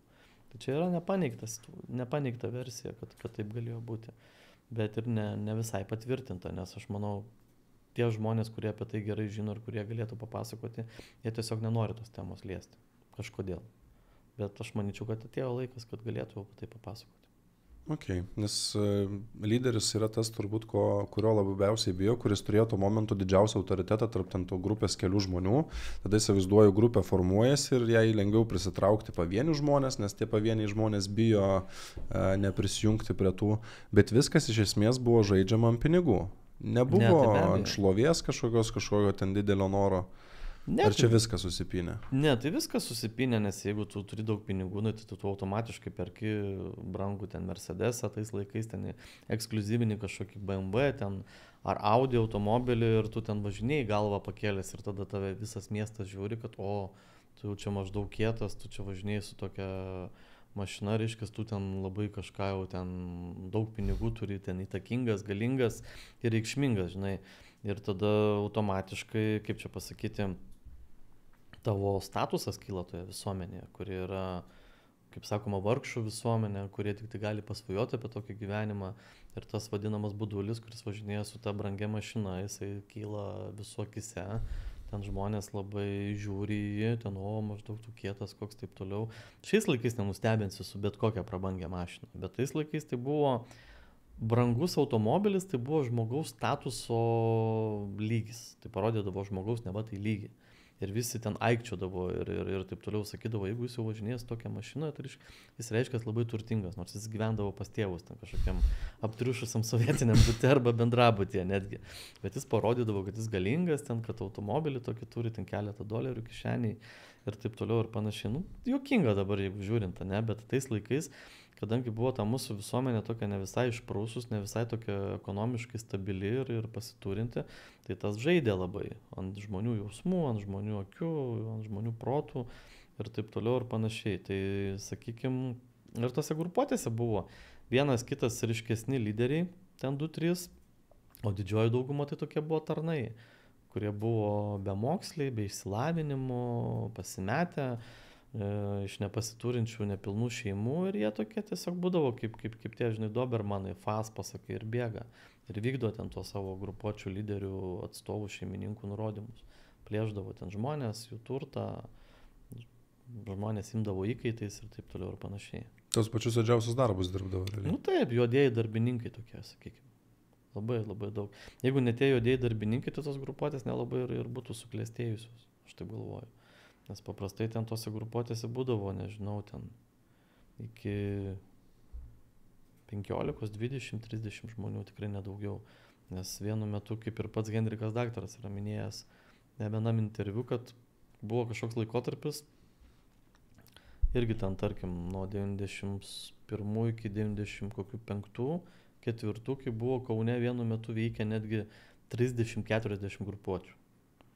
Tai rimtas skaičius, o tose grupuotėse buvo, tarkim, apie 10-15 žmonių. Tai va, dauginkim. Žiūrėkim, kiek miesto jaunų žmonių ir kiek miesto gyventojų vien grupuotėm priklausė. Bet aš manau, kad buvo dar daugiau grupuočių. Aš tai visiškai matau, čia realiai buvo tuometinis verslas. Taip. Ta prasme, keistai gal skamba, bet tuo metu žmonės žiūrėjo, kad va tokiu būdu gali užsidirbti pinigus. Tie turbūt iš prastesnių išsilavinimų, prastesnių šeimų žmonės ateidavo, nes matydavo tos prabangius automobilius, nes bijodavo nebūti ten, nes su jais neva saugiau, kai visi siaučia ir taip toliau. Ir taip jos prisitraukdavo. Ir jie taikydavosi tame tarpe ir į verslininkus, kaip jau kalbėjau, į pasiturinčius žmonės, kurie jau galbūt buvo pradėję kažkokius verslus, perėmė fabrikus sovietinius, žodžiu, kurie jau važinėjo po kitas šalis, ten tarkim ir buvusias sovietinės respublikas ir ten turėjo kažkokius verslus ten su tuo pačiu metalu, spalvotaisiais metalais, mediena ir tarkim tie garsus praeities verslininkai, jie pasako, kaip ten pas juos automobiliai irgi būdavo, tie Winchesteriai gulėdavo, kad sako, jeigu ką, važiuoju, žiūriu, kad kažkas keistas, sustoju, išsitraukiu ir viskas, ir esu pasiruošęs.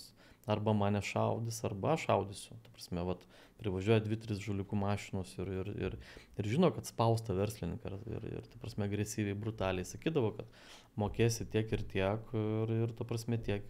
Ir tam tikrą laiką ten, tarkim, būdavo nerašyta taisyklė, kad atvažiuoja pas verslininką kriminaliniai veikėjai ir pasako, maždaug tu šiais metais man mokėsi kiekvieną mėnesį tokį ir tokį procentą.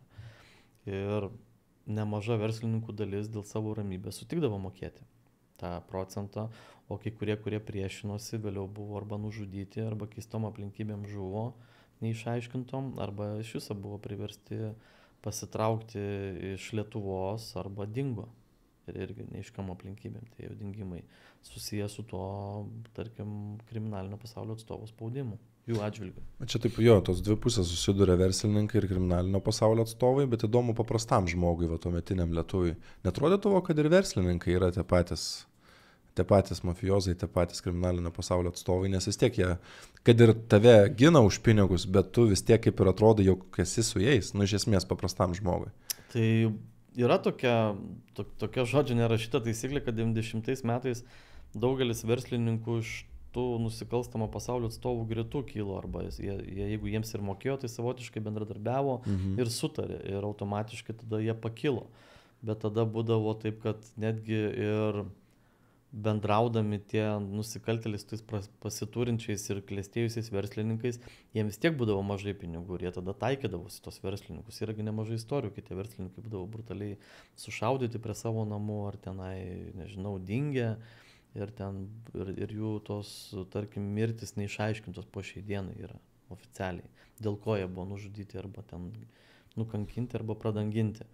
Tai, tarkim, taip, Lietuvoje tas pirmasis verslas faktiškai kilo iš juodųjų pinigų, todėl yra tokia patarlė, kad pirmas milijonas buvo uždirbtas arba kruvinai, arba juodai. Mes čia būdavo ir turbūt tų, kurie pradžioje ateidavo, sakydavo, man ten mokyti tokį procentą ir po to tas procentas kildavo, net jeigu sutikdavo, jeigu matydavo, kad lengvai sutinka. Būdavo tokiu atveju. Ir jeigu nebesutikdavo, ir baigdavo tragiškai realiai tos istorijos. Taip, tokiu atveju tikrai būdavo ir ne vienas. Okay.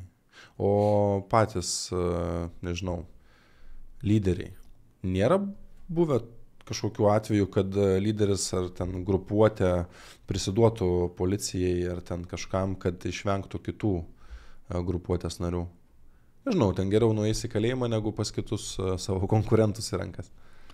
Ne, tai jeigu taip žiūrint istoriškai, čia plačiaja prasme, tai visos grupuotės žlugo vien tik tai dėl to, kad pradėjo su teisėsauga bendradarbiauti žmonės. Visos grupuotės. Taip žlugo daktarai, taip žlugo agurkiniai, taip apie kamuolinius tapo žinoma, taip žlugo gaidjurginiai, taip žlugo Panevėžio Tulpiniai. Visos turbūt kečiausios grupuotės, galima sakyti, skirtingų laikotarpių.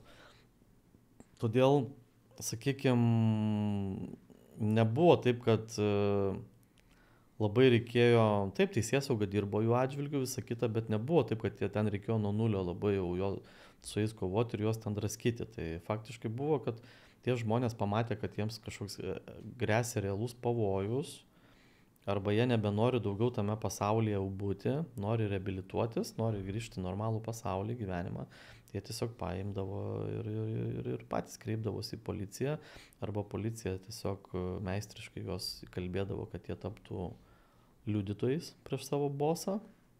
Ir taip ir žodžiu atsitiko, kad prieš patį Henriką daktarą liudijo, nežinau, beveik 10 žmonių teisme. Tai žodžiu, reiškia, atėjo tam tikras periodas, kai tie žmonės nebenorėjo būti jau su juo kartu arba tame pasaulyje. Ir jie tiesiog visą tą informaciją pateikė, paliudijo ir jie, ką ten paskui atsipirko švelnesniomis bausmėmis, visą kitą ir jie tiesiog, kai kurie net ir šiandien dienai sėkmingai gyvena. Savo laisvai, ramiai ir be jokių ten kažkokių tai, kaip sakoma, skaudžių dalykų. O grupuočių visi lyderiai nuteisti aukščiausią bausmę, tai yra kalėjimo iki gyvos galvos. Kas yra šiaip žiauru, nes, aišku, jie ir daug visko prisukė, nes kitokios turbūt bausmės ir negali būti, ten galbūt tik tai kažkada ateity tos bylos bus peržiūrėtos, dar vieni kiti niuansai. Bet aišku, kiekvienoje grupuotėje yra kiti ten dalykai, kaip ir minėjau, ten tarkim pas Sigitą Gaidjurgį ten kabo 17 nužudimų, pas Henriką daktarą ir jo ten aplinkos vyrus, ten mažiau nužudimų, bet įvairiausių tenai turto prievartavimo atveju, ten kažkokių pasikėsinimų į verslą, kitus žmonės, taip toliau ir panašiai. Tai visos tos grupuočių istorijos labai skiriasi. Bet grupuočių vadeivos visą laiką moka didžiausią kainą galutiniam finale. Kadangi jie, kaip sakoma, vadovavo nusikalstamai organizacijai, tai jie ir būna galiausiai nuteisti tokiam aukščiausiam bausmėm. Tai žemesnio, nežinau kaip čia vadinti, hierarchijos sistemoje žmonės, mafijos, tai visoji sandorai, norėdami išeiti jie pasiduoda, nes faktas jiems sudėtingiau, bet yra buvę iš pačių, nežinau, lyderių, vadovų, istorijų, kad jie norėjo kažkurio momentu pasitraukti. Ir kokios jo mintis buvo pasitraukti, nes aš girdžiu, kad kažkas bandė pasitraukinėti verslą, buvo tokių. Kažkaip išėjo turbūt ir siplovė ten tos pinigus ar panašiai ir gyvena toliau, galbūt netgi ramiai yra atvejų, kurių mes nežinom, bet yra galbūt ir tų, kurie tiesiog sprendė emigruoti panašiai, nes vis tiek pasakoja, kalbėjus tai žmonėm. Kokie jų planai būdavo pasitraukti iš to?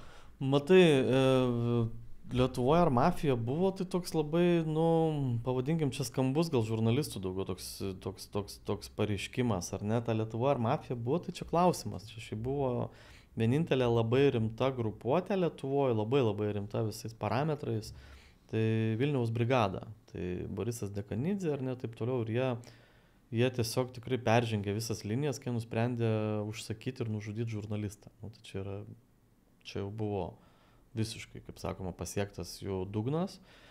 Ir jie tai labai rimtai bendravo jau tais laikais ten ir su tam tikrų kitų vakarų šalių gangsteriais ir verslininkais ir ten visokiais kontrabandistais ir taip toliau ir panašiai. Jie turėjo didžiulius siekius jo Lietuvoje įsitvirtinti. Jie ir privatizavime dalyvavo, ir Vilniuje yra nemažai objektų, kuriuos jie buvo perėmę. Ne patys konkrečiai, bet kitų asmenų rankomis, verslininkus buvo prisitraukę prie savęs. Tie kai kurie verslininkai ir šiandien yra labai gerai žinomi, ir labai pasiturintis, ir labai galingi, ir įtakingi, ir nesėdi už grotų. Jie toliau mėgaujasi savo turtais. Ir žodžiu, čia tai buvo labai rimta kompanija, o kitas tai buvo tiesiog, sakyčiau, kriminaliniai nusikalstami susivienimai ir tiek, kurie vienijo tam tikrą žmonių skaičių. Ir ar jie norėjo sustoti? Aš manau, kad jie norėjo legalizuotis. Ar sustoti nežinau, ar norėjo, bet jie norėjo legalizuotis, o jeigu tu jau legalizuoji sėkmingai, tai tu automatiškai tada ir pereini tą kitą gyvenimišką lygį, tu automatiškai pasitrauki iš to tamsaus pasaulio ir tau sekasi tada legaliame pasaulyje viskas. Verslai, reikalai, pinigai, ten nežinau, tampa galbūt filantropais vėliau kažkokiais altruistais. nežinau, rėmėjais tam tikrų dalykų, nes, nu, taip ir Amerikoje yra, kur pasiekia tam tikrą lygį, labai aukšto lygio grupuotės, gangsteriai ir jie tampa ten, nežinau, labdaros projektų rėmėjais labai didžiuliais.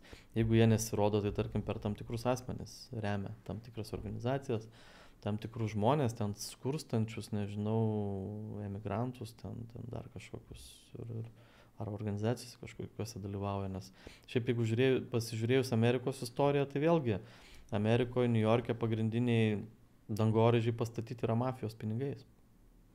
Mafija į verslą labai buvo įsiliejus ir jie buvo prisitraukę tam tikrus žmonės, per kuriuos finansavo savo uždirbtais juodais, tamsiais, krūvinais pinigais ir būtent tie dangoraižiai ir didėjo. Jie labai tiesiog ėjo į statybų verslą. Statybų verslą, į dangoraižių statybas ir man teko matyti nemažai dokumentikos ir faktiškai Ameriką dalinai ir pastatė kriminalinis pasaulis.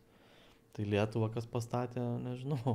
Irgi aš kiek esu girdėjęs istorijų, kad, bandant legalizuoti pinigus tuo momentu irgi buvo labai daug nekilnojamo turto perkama, dovanojama, jo perdovanojama. Taip, nu tai kaip ir sakiau, privatizavimai visokie buvo ten tų gamyklų, objektų, įmonių, ten buvusių sovietinių ar ten buvusių kažkokių vegetavusių ir taip viskas išsivystė, kur galima sakyti irgi tas pirmasis impulsas buvo per kriminalinį pelną, per kriminalinius pinigus. O kaip manai, legalizuotis norėjo, nes patys pasikeitė, ar tiesiog pradėjo daugėti pareigūnų ir pradėjo stiprėti visą teisėsaugą Lietuvoje?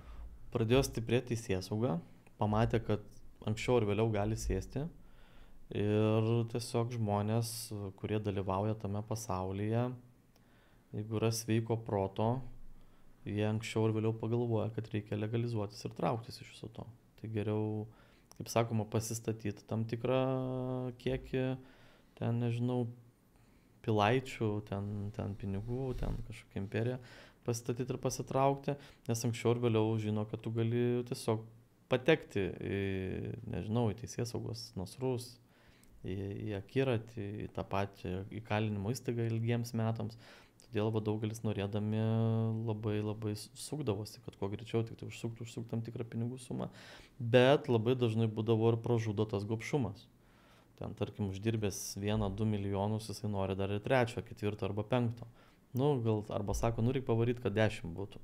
Ir tada nepavaro iki to 10, visgi taip ir baigėsi ta istorija, kad buvo uždirbęs 1 arba 2 ir galiausiai viskas žlugo. Tai tas žmogiškasis gobšumas dažnai būna sudegina žmogų, pavadinkime. Gobšumas arba baimė, nes girdžiu iš tos kitos pusės, tai nenoras prarasti to galbūt, ką turi, čia natūralu žmogui, ir užsifiksuoti saugiai. Tas pats, kas ten, kai kyla investicijos, žmonės stengiasi išsitraukti savo pinigus ir ganau, kažkas neišsitraukia, būna nukrenta ir taip toliau. Taip. Tai jeigu kalbėtumėm apie pačią mafiją, nes sakai, Lietuvoje nelabai buvo, kaip atrodo ta mafija, kas tavo akim yra mafija? Nes tai gali būti 10 žmonių, ar tai turi būti tarptautinė kažkokia tai organizacija, grupuotė su dideliu kiekiu dalyvių, turinti labai didelį įtaką? Taip, tai aš tai mafijos suprantu, kad tai yra labai didelė organizacija, tarkim, jeigu šiais laikais tai jinai turi būti tarptautinė, bet labai daug žmonių turi būti ir tų žmonių turi būti visose sferose. Jeigu mafija yra galinga ir jos atstovai yra tokie galingi, tai jie tada gali nupirkti absoliučiai visus. Jie tada gali turėti savo bankininkus, verslininkus, kuriem padeda legalizuoti jų juodai uždirbtus pinigus. Jie tada gali nupirkti ir valdžios atstovus, savivaldybėse dirbančius žmonės, kurie ten priema labai rimtus sprendimus. Tos pačius teisėsaugininkus ir gali tada turėti, nežinau, savo pačius kečiausius advokatus, ar ne, kurie konsultuoja, padeda tenai jiems ir taip toliau ir panašiai. Tai čia yra mafija. Aš nematau, kad Lietuvoje būtų mafija. Aš matau tik tai žmonės, kuriems pasisekė vienokiu ar kitokiu būdu, ten tarkim, uždirbti nemažai pinigų ir galų galia tus pinigus kažkaip sėkmingai juos kažkur tai įkišti, investuoti į statybas, ten paskui statybų pasidaromi kvartalai, visa kita taip toliau, bet, nežinau, tokių, žinai, čia yra skambiai tik pasakytos antraštės, kad ten yra mafija, čia čia kažkoks sindikatas, taip toliau, panašiai, bet aš manau, kad tai yra pavieniai žmonės, kuriems tiesiog pasisekė ir kurie labai gudriai vienoje ar kitoje temoje sužaidė arba suveikė. Todėl čia mafija pasakyti, ar ten kažkokia galinga ar dar kažką, tai nežinau, aš asmeniškai nepažįstu. Ir tokių žmonių nepažįstu ir nežinau. Gal jie man kažko tada nebuvo pasakę, tada gal aš klystu. Bet aš įsivaizduoju, kad mafija, tai yra tikrai didelė grupė žmonių, o ne ten kažkokie 3, 4, 5 žmonės, kurie ten kažką pavieniui paveikė arba ten slėpdamas vienas nuo kitų savo draugelių ten kažką prasuko ir paskui pasidalino su tais kitais draugeliais, kad jie ten padėtų ten kažkokio kitoje temoje. Tai čia mafija tikrai negalima vadinti, čia tokios smulkios žuvelės, kuriuom pasisekė, tarkim, tamsiam vandeninė kažkaip išplaukti. Todėl, nežinau, vieni čia tokie gyvenimo visokių istorijų žinovai, ekspertai turbūt ir sako, kad mafija tai yra tie verslininkai, kuriems labai pasisekė išplaukti kažkada. Galbūt jie pradėjo, kaip ir kalbėjom, tais 90-aisiais, bet tiems pasisekė išplaukti ir jie šiandien dienai valdo situacijas. Nes aš manau, kad kai kurie tokie verslininkai su tamsia praeitim yra kur kas galingesni negu kriminalinio pasaulio veikėjai. Nes jie turi didžiulius pinigus, jie turi vardą, jie turi įtaką, jie turi galią ir jie gali su savo pinigais, su savo pažintim valdyti absoliučiai viską. Absoliučiai viską. Tai gali savo nusipirkti visus palankius sprendimus bet kokioje sferoje. Laimėti konkursus, statyti kažką, ten tiesti, kelti, nežinau, dėlioti, ką jie nori, kaip nori ir visa kita. Ir galų gale patys išlikti nebaudžiami ir pastovi prasisukti ir išsisukti, nes visą laiką turės daugybę žmonių, kurie jiems padeda. Už tam tikrą sumą, už tam tikras paslaugas, už tam tikrus reikalus vieną kitą reikalą pradėlioti. Tai va, čia galbūt ir yra mafija tada, jeigu žiūrint. Plačiaja prasme. O kriminaliniai veikėjai arba žmonės su kriminalinė praeitim, jie tokių galių dažnai neturi. Nes nieks nenori su tamsios praeities žmogumi turėti labai rimtų reikalų versle ar dar kažkur. Tiesiog baidosi ir viskas. Dabargi kitokia yra epocha, ne 20-ieji. Dabar yra 25-ieji. Tai žmonių savimonė kiek kitaip rodo ir mąstymas kiek kitaip rodo, visi nori tos kažkokios, nežinau, reputacijos savo verslui ar ne, ten pats galėtų ir būti su visokia ten reputacija, tai dabar tų skandalų visokių yra žmonės vienaip ar kitaip ten eskaluojami, ten apie visus vis vienaip arba kitaip rašoma, transliuojama pačioje medijoje. Bet, tarkim, didžioji dalis tų žmonių jie nori švaros pas save versle. Todėl jie tokių žmonių baidosi. Šiuolaikiniai čia verslininkai. Šiuolaikiniai verslininkai mafija. Daugiau mažiau. Negaliu sakyti tikrai jokiais būdais. Ne. Labai daug žmonių, kuriems tikrai pasiseka ir jie ten labai sėkmingai važiuoja. Tikrai ne. Jiems tiesiog sekasi automatiškai, nežinau, kažkokiais būdais. Nebūtinai ten daug dirba, bet jiems tiesiog pasiseka, įkrenta sėkmė ir jisai važiuoja viską. Bet yra didelių žmonių versle, didelių korporacijų vadovų, įmonių, kurių praeitis buvo tikrai įdomios. Ir aš apie tai pats esu rašęs knygoje 13 tamsaus lietuviško verslo paslapčių ir žiūrovai galės paskaityti, jeigu labai norės. Aš net buvau užsirašęs klausimą.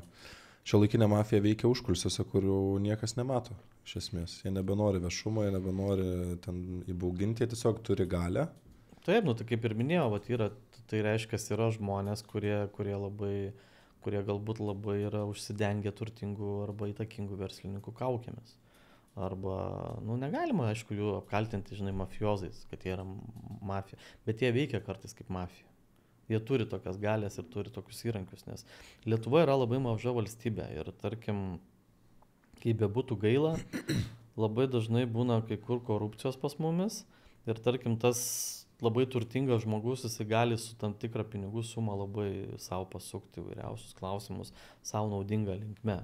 Jisai gali uždusinti konkurentus, jisai gali sunaikinti savo neįtikusius žmonės, kurie galbūt jam kažkokią grėsmę kelia. Kaip pavyzdys apie jį tam tikros informacijos turi ir gali išplatinti kažkur tai. Tai va, tarkim, tie turtingieji, jie turi didelius įrankius šiandien dienai. Nes visą laiką yra žmonių, kurios gali paimti už tam tikrus pinigų sumą arba per kažkokias pažintis, per kažkokius naudingus kelius. Ir tas dalykas visgi egzistuoja. O turtingi žmonės, jie gali spręsti tos dalykus su tam tikra pinigų suma visą laiką. Bet jie ir nenori demonstruoti, man atrodo. Santūresni, sąmoningai jie tampa, kad nebūtų pastebimi. Turtuoliai? Mafiozai. Mafija.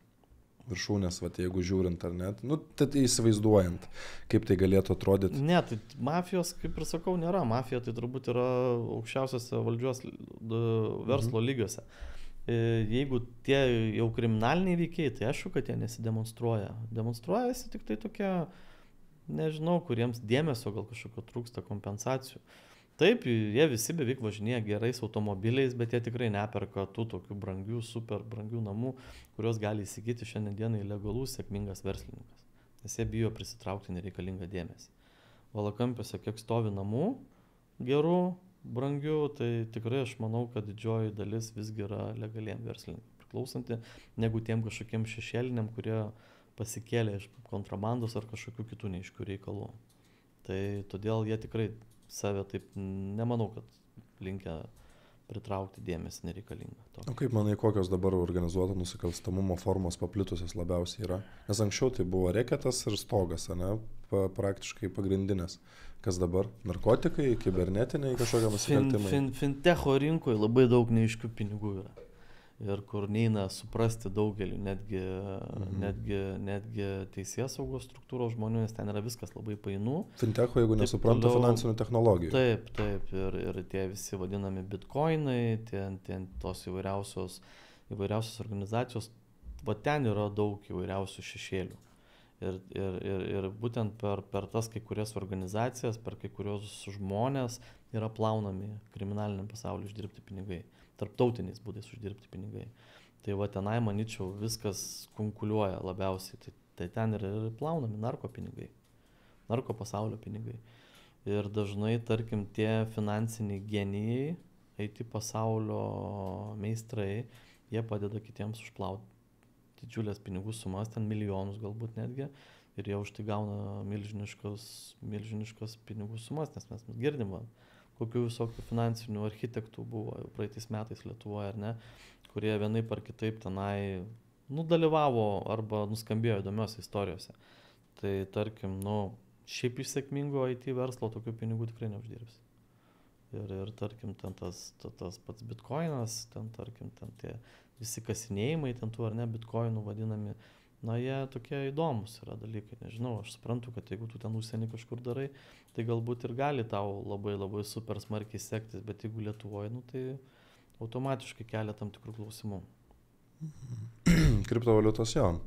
Vienas iš decentralizuotų dalykų, kur nelabai tu kažką sugaudysi.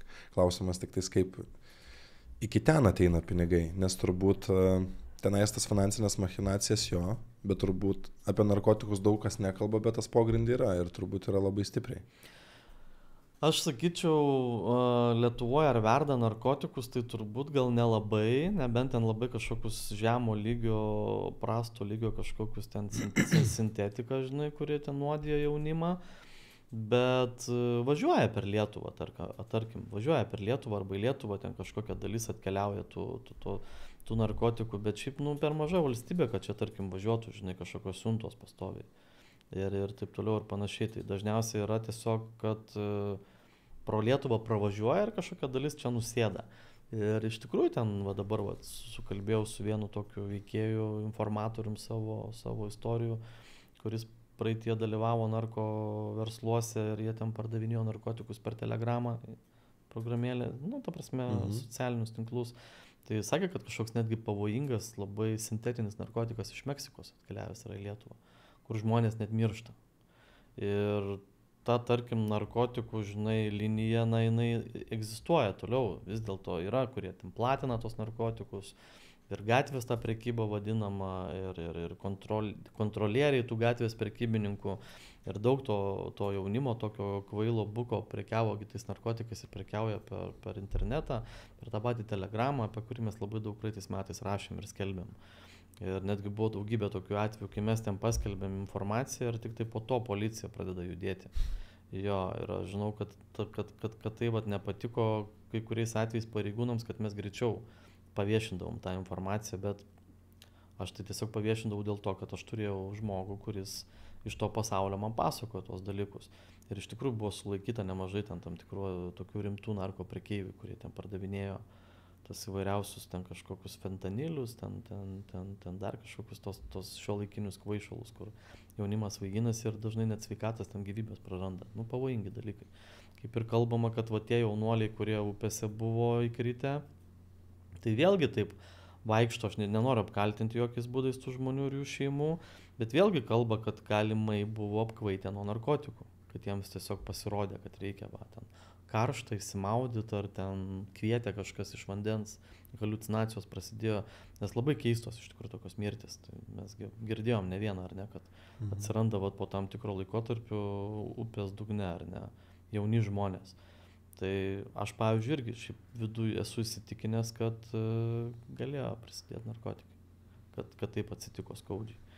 Bet ar prisidėjo, nu, nieks nepasakė tam tikrų išvadų, ar ne, mes ir negirdėjom, ar ten, tarkim, pas tą ar kitą jaunuolį buvo rasta. Žmogžudystės jo šiai dienai apskritai, ar ten, kai dingsta žmonės visiškai ir nebeatsekami dalykai vyksta, tai labai sunku paaiškinti.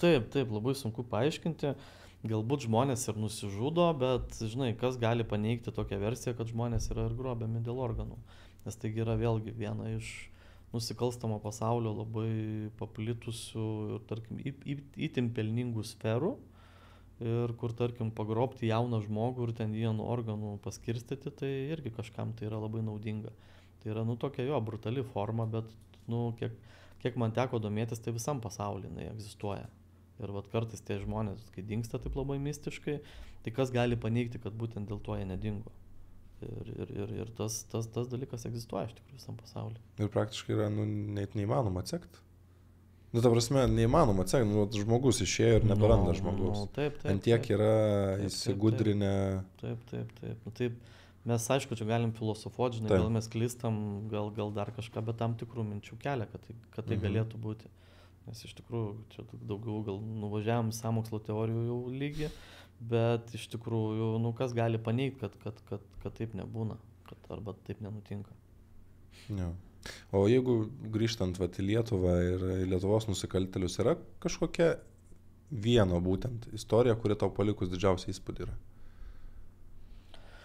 Aš nežinau, įspūdį ar gali palikti, nes labai daug tų istorijų buvo. Jos ar vienaip arba kitaip yra, nu, įdomios, vienos daugiau įdomios, kitos mažiau įdomios, tai sakykim taip. Bet kad jau ten labai super nustebintų, super pritrenktų, nu, aš nežinau, gal anksčiau taip man buvo, bet dabar tai aš tikrai negalėčiau išskirti kažkokios vienos. Tai buvo įdomu daryti man pačią pirmą knygą apie daktarų iškilimą, visą istoriją, ten susijusią su verslu, su politika, su tam tikrais lygiais. Buvo įdomu pamatyti, kaip tas Kaunas keitėsi per kriminalinę prizmę, ten 90-ų tas laikotarpis, kai buvo tamsus, visa kita. Paskui man buvo įdomu lygiai taip pat pasižiūrėti, kaip po 2000-ųjų suklestėjo agurkiniai. Vėl ten daugiau su užsieniu susiję reikalai, visa kita, jau kiek kitokie dalykai, kur ten faktiškai internacionalinės tokios nusikalstamos brigados jos pasidarė. Tai tos visos istorijos jos labai skiriasi, turi kažkokią vieningą formulę, bet to pačiu ir visas skiriasi. Ir žodžiu, kad ten labai sužavėtų, nu, šiandien dieną negaliu pasakyti. Prieš kelis metus aš galėjau pasakyti kažką įskirti, bet šiandien dienai nežinau, ar galėčiau skirti.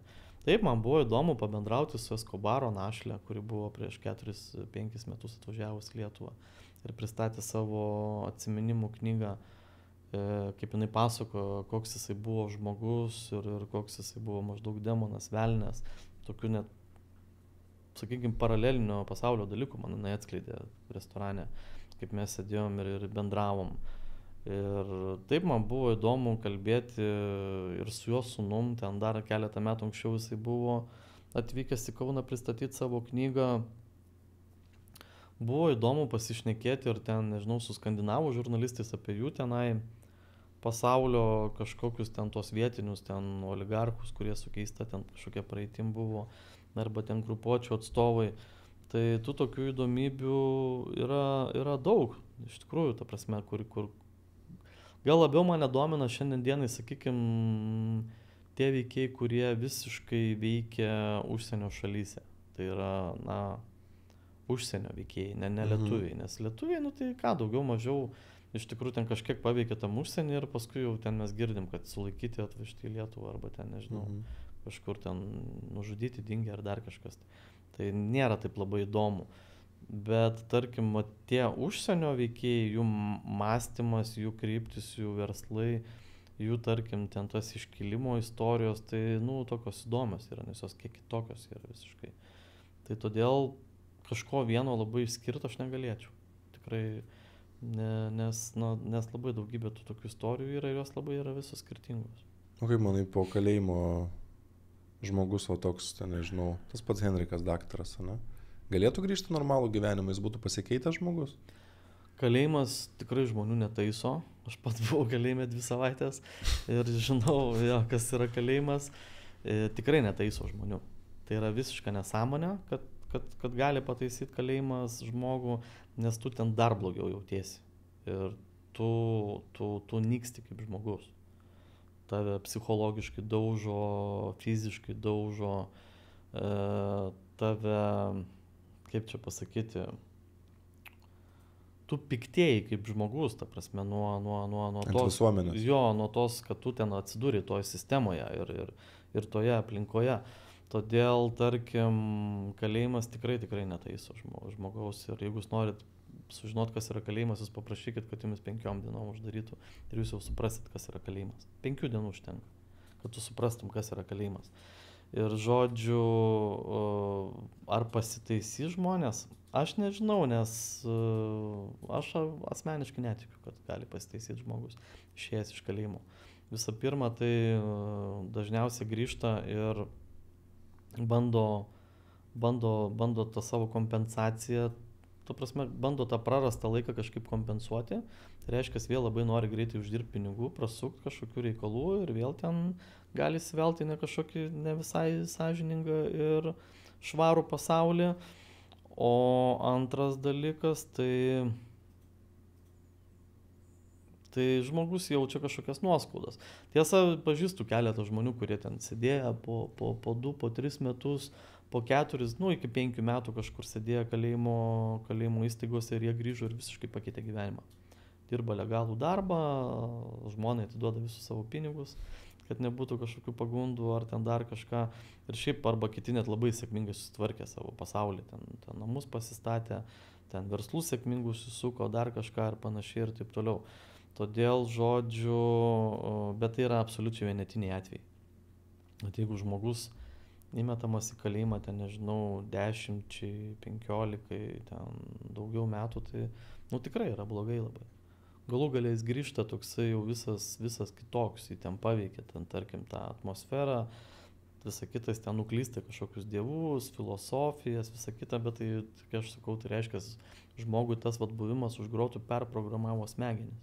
Nes jis gyveno kažkokia viltim, jis save laikė kažkokioj filosofijai ir jis jau vis tiek grįžo nebe toks, koks buvo iki toliai. Tai reiškia, smegenis pas jį jau kitokios yra. Tai ar čia taiso kalėjimas, tai tada atsakymas vienreikšmiškas, netaiso. O gerai, kriminalinio pasaulio atstovai taip, o yra dar kita, tarkim, yra grupuočių lyderiai ir yra samdomi žudikai. Kaip žmonės tampa dėl ko? Noras užsidirbti irgi šitoj pusėje žaidžia, ar jie tiesiog dažnai turi kažkokių psichologinių problemų? Čia gal polinkiai, sakykime, yra žmogaus, sunku pasakyti, kas toj psichologijoje verda. Mes ten domėjomės, kas buvo tas Alvydas Juodris, Benas Kerdikas, kur esam padarę porą sėkmingų video epizodų, labai žiūrimų apie tą patį Vilniaus bomberį Valerijų Anuškevičių, aš rašiau knygą. Ir ten kažkoks vienas kitas video buvo susuktas. Tai tarkim, aš domėjausi, dėl ko jie tapo samdomai žudikais iš jų aplinkos žmonių, iš pareigūnų, kurie tyrė tas bylas ir galų gale su jais pačiais bendravo. Tai tas Valerijus Anuškevičius tai pasakė, kad sako, rusiškai pasakė, меня было такая работа, ничего не могу делать. Pas mane buvo toks darbas, nieko negaliu padaryti. Sakau, tai kaip darbas, sakau, tai galėjau, tai kiemsargiu ten dirbti ar dar kažką. Jo, ir kiemsargiu bandžiau dirbti, bet nesigavo, man reikėjo šeimą išlaikyti. Pasiteisinimas maždaug toks, žinai, tai tau viskas ir pasakyta, realiai yra, kad žmogus norėjo save taip realizuoti. Jis taip matė tą savo realizavimą ir tarkim tas Valerijus Januškevičius, iš tikrųjų jis ten buvo prišaudęs daug tų žmonių, už pinigus dirbo, užsakymus vykdė, prišaudęs, prisprogdinės ir jisai visai ten neblogas pinigų sumas buvo susirinkęs, iš kurių ten vėliau ir man rodos turėjo netgi ne vieną butą įgyjęs. Jo, ir jisai taip matė savo turtų gausinimą arba savo šeimos aprūpinimą, dėja, bet jis taip matė. O kiti žmonės, sunku pasakyti, yra ir tokių galbūt maniakiškos prigimties, kurios galbūt vežė, žinai, tas darbas už pinigus, pasiruošimas, ten aukos tikojimas, visa kita, čia sunku pasakyti, bet kiek man teko bendrauti asmeniškai, sakau, ir su to pačiu Vilniaus bomberiu, tai ir su kitais pareigūnais, kurie labai tyrė jų psichologinius portretus, jų nusikaltimų, ten tas schemas, tai niekas nerado tokio atsakymo, kodėl jisai žudė už pinigus. Ar jautė malonumą, ar taip tik tai mokėjo uždaryti pinigus. Tai nebuvo kažkokio vieno atsakymo. Bet aš manau, kad kažkas žmogui turi būti, jeigu jisai eina už pinigus žudo ir tarkim, jaučiasi, kad čia tipo dirba. Tai sunku paaiškinti iš tikrųjų. Čia turbūt daugiau turėtų, nežinau, psichoanalitikai, psichiatrai ištirti, nes man vienas prokuroras vieną kartą yra gerai pasakęs, kad sako, tie, kurie labai daug žudo žmonių, kad ir jie yra psichiškai ale pripažinti sveiki, bet vis tiek kažkas pas juos galvoja ne iki galo prisukta. Tai aš manau, jis labai teisingai pasakė. O dažniausiai samdomi žudikai priklausydavo kažkokiom gaujom, ar jie būdavo tokie vieniši vilkai, kuriuos samdydavo, tai vienas, tai kitas? Kiek istorija rodo, tai dažniausiai jie būdavo, kad tokie visiems gali dirbti. Tas pats Valerijus Januškevičius vieną dieną ten kišo sprogmenį po verslininku, kuris kažkokiam grupuotėm neįtiko ten jungtiniam, čia prie Vilniaus vyriausybės rūmų, o ten po metų kišo sprogmenį po Vilniaus brigados atstovo automobiliu. Tai parodo, kad jisai tiesiog, kur gavo pelningesnį užsakymą, ten ir jisai judėjo. Tai todėl, mes ne Rusija vis tiek, nei buvom, nei esam, tik priklausom Sovietų Sąjungai. Tai todėl pas mus buvo visą laiką kur kas mažesnis kalibras ir nebuvo čia, kad ten tų grupuočių šimtai ir visa kita ir taip toliau. Tiesa, gal ir buvo 100 grupuočių, kaip ir minėjau, tame laikotarpyje nuo 90-95, jeigu Kaune buvo, kaip ir kalbėjom apie 30-40 grupuočių, ar ne? Bet tikrai nebuvo, kad jos ten turėjo kažkokius smogikus savo etatinius ir visa kita. Nes lietuviai, kiek žinau iš istorijos, dažniausiai tai kviesdavosi samdomus žudikus iš Rusijos. O patys lietuviai važiuodavo žudyti Rusiją. Vėlgi, toks būdavo geografinis pasiskirstimas. Kaip čia pasakyti, pėdsakų sumėtymas gal labiau. Todėl, kad būtų ten viens prie vieno kažkoksai, žinai, jiems tarnavęs killeris, tai aš tokių asmeniškai konkrečių istorijų nežinau. Taip, Alvydas Juoderis, Benas su Gaidjurgiu labai palaikė ryšius. Jie ten kartu toj byloje yra žudę nemažai žmonių. Tai galima sakyti, kažkiek buvo prie tos grupuotės. Bet kad toks jau būtų, žinai, pastovus, tai man tokių faktų nežinoma. O kiek kainuodavo žmogžudystė? Dalinosi? 10-15 tūkstančių dolerių. Taip, tai tokia suma maždaug. Man rodos, tais laikais buvo apie 10 tūkstančių dolerių. Butas lygtais kainavo tiek. Tai tipo, jeigu tu nori žmogų padėti į vietą, tai butas kainuoja tiek. Šiandien dienai, kiek teko domėtis, ar ne, Remigijų Morkevičių, žinoma, Bušido kovotoje atvažiavo žudyti iš Estijos pilietis, kuris gyveno Ispanijoje, bet labai žinomas tarptautiniuose nusikaltėlių susivienimuose, organizacijose buvo. Tai jam buvo užsakymas duotas už 500 000 eurų.